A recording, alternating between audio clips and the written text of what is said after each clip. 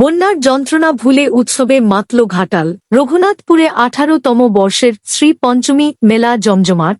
আপনারা দেখছেন ST news Bangla. আমি আপনাদের সঙ্গে রেশমি। সূত্রের খবর, বন্যা কবলিত রঘুনাথপুরে এখন শুধুই আনন্দের জোয়ার। 2007 সালে তরুণ সংঘের হাত ধরে শুরু হওয়া এই মেলা আজ রঘুনাথপুর ও পার্শ্ববর্তী 5টি গ্রামের মানুষের কাছে প্রধান উৎসব। ঐতিহ্যবাহী শ্রী পঞ্চমী মেলা এবার পা দিল 18তম বর্ষে। সরস্বতী পুজো উপলক্ষে আয়োজিত এই মেলা এখন ঘাটাল মহকুমার অন্যতম বৃহৎ মিলন মেলায় পরিণত। এবারের বিশেষ আকর্ষণ ছিল নজরকাড়া থিম, ফাঁসির মঞ্চে যারা গেয়ে গেল জীবনের জয়গান। সরস্বতী পুজোর সঙ্গে 23শে জানুয়ারির মেলবন্ধনে দেশপ্রেম ও আধ্যাত্মিকতার এক অনন্য রূপ ধরা পড়েছে এই থিমে। বিনোদনের ডালির মধ্যে ছিল যাত্রা, ফুটবল ম্যাচ, ড্যান্স, হাঙ্গামার মতো চমকপ্রদ ইভেন্টে সরগরম। পাশাপাশি ছিল নানা সাংস্কৃতিক প্রতিযোগিতা। মানুষের পাশে থেকে সামাজিক নানা কাজ করে এই তরুণ সংঘ। তাই উৎসবেও পাশে থাকার বার্তা নিয়ে আয়োজিত হয় রক্তদান শিবির। মেলা কমিটির সদস্য সুব্রত ঘোষ জানান, একসময় বিনোদনের অভাব ছিল এই প্রত্যন্ত গ্রামে, আজ সেই অভাব পূরণ করছে এই মেলা। 4 থেকে 5টি গ্রামের মানুষ আজ এক ছাতার তলায়। ধর্মবর্ণ নির্বিশেষে হাজার হাজার মানুষের ভিড়ে উপচে পড়েছিল রঘুনাথপুরের পঞ্চমী মেলা। মেলা কমিটির সদস্য সুব্রত ঘোষের মতে, সারা বছর বন্যার সঙ্গে লড়াই করা এই মানুষগুলোর কাছে এই কয়েকটা দিনই হলো প্রাণের আরাম। জাতি ধর্ম নির্বিশেষে হাজার হাজার মানুষের উপস্থিতি প্রমাণ করল এই মেলা আজ কেবল রঘুনাথপুরের নয়, গোটা মহকুমার গর্ব। রঘুনাথপুর থেকে আর পাত্র, এস প্রামাণিকের রিপোর্ট। স্টুডিও থেকে আমি রেশমি, এসটি নিউজ বাংলা। আমরা এই মুহূর্তে আছি ঘাটাল ব্লকের প্রত্যন্ত গ্রাম রঘুনাথপুর। এখানের রঘুনাথপুর তরুণ সংঘের পরিচালনায় সরস্বতী পুজো উপলক্ষে চলেছে পঞ্চমীর মেলা। এই মেলার বয়স 18 বছর।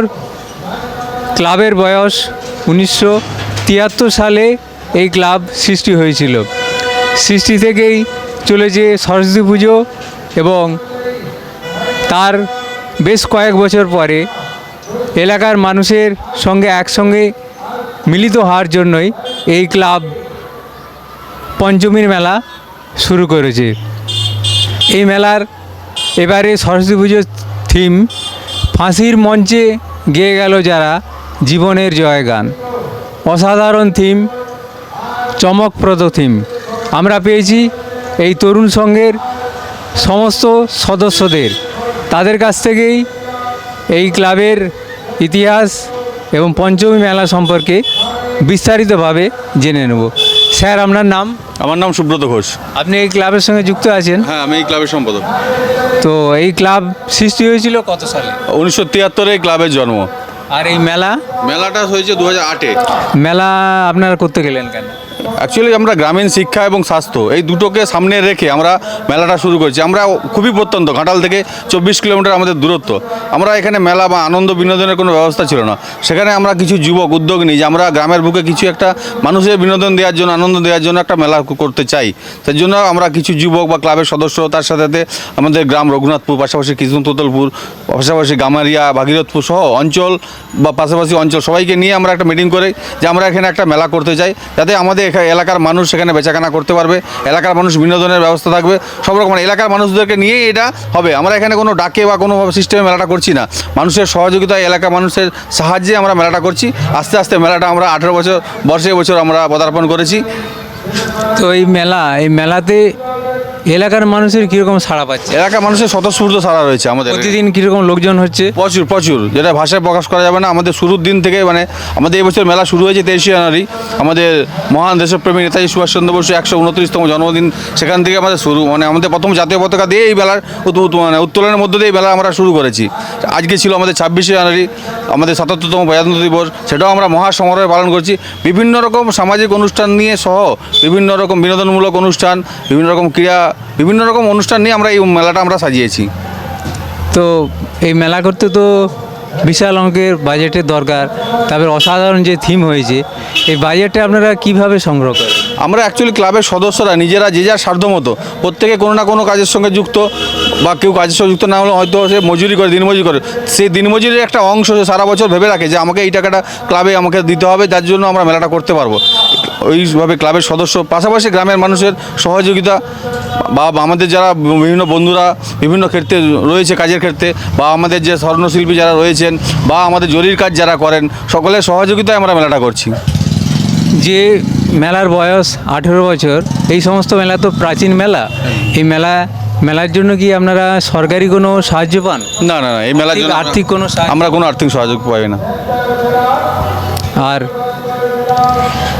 প্রতিদিন আপনাদের বিশেষ কি অনুষ্ঠান আছে? প্রতিদিন আমাদের বিভিন্ন রকমের অনুষ্ঠান রয়েছে। আমাদের বিনোদনমূলক যেমন অনুষ্ঠান আমি প্রথমেই বলে গেছি, আমাদের যাত্রা রয়েছে, প্রাচীন শিল্প, আমাদের নাটক কালকে হয়েছে, নাটক রয়েছে, আমাদের বিভিন্ন রকম গানের অনুষ্ঠান রয়েছে, বিভিন্ন রকম একটা রিয়েলিটি শো মানে বা বাউল গানের আসর রয়েছে। আমাদের পশ্চিমবঙ্গ সরকার তথ্য দপ্তরের সহযোগিতায় আমরা করেছি, আদিবাসী নৃত্য করেছি আমরা। দিনের বেলা রয়েছে আমাদের খেলাধুলা রয়েছে, ফুটবল রয়েছে, এখানে ভলি রয়েছে, ক্রিকেট রয়েছে। আচ্ছা, বিনোদনের আরেকটা আছে মুরগি লড়াই শিবির আছে, আমাদের রক্তদান শিবির আছে, যেখানে আমাদের টার্গেট আছে 100+, প্রায় 150-এর মতো আমরা টার্গেট রেখেছি যে আমরা কালকে রক্তদান করবো এখানে। তার সাথে স্বাস্থ্য থেকে পরীক্ষা শিবির রয়েছে, এখানে বিনা ব্যয়ে চক্ষু পরীক্ষা শিবির রয়েছে। বিভিন্ন রকম অনুষ্ঠানে ডালি নিয়ে আমরা রঘুনাথপুর তরুণ সংঘ এই 18তম বর্ষে আমরা পদার্পণ করেছি মানুষকে আনন্দ বিনোদন দেওয়ার জন্য। এবং সময় সেবাটা আপনাদের আছেই। একদম একদম। আমরা পেয়েছি এই ক্লাবের এক প্রবীণ সদস্যকে। তো এই মেলা করে পুজো করে আপনার কেমন লাগছে? ভালো লাগছে। ভালো লাগছে? হ্যাঁ, আমার সব দিনই মেলায় থাকেন আপনি? আমি চেষ্টা করি সব দিন থাকার আর কি। বাড়ির লোকজন সবাই আসে? বাড়ির লোকজন মধ্যে আমরা কাছাকাছি রয়েছে। আমার তো বাড়ি পূর্ব মেদিনীপুরে। আমি কর্মসূত্রে এখানে আসার ফলে দীর্ঘ 2012 সাল থেকে এখানের সঙ্গে যুক্ত। খুব ভালো লাগছে। আমরা জানলাম মেলার ইতিহাস, এবং এই রঘুনাথপুর তরুণ সংঘ শুধু মেলাই করে না, তার সঙ্গে সামাজিক কাজও করে, এবং এই এলাকার যে মুমূর্ষু মানুষ, তাদের অসুস্থ হলে এরা ঝাঁপিয়ে পড়ে কিভাবে সেই মানুষকে সুস্থ করে তোলা যাবে। আগামী দিনে এই মেলা আরও বড় হবে। ক্যামেরায় রাজীব পাত্রের সঙ্গে আমি শ্যামাপদ প্রামাণিক, STSP নিউজ বাংলা। সবার খবর সবার আগে সরাসরি রঘুনাথপুর তরুণ সংঘ মেলা প্রাঙ্গণ থেকে।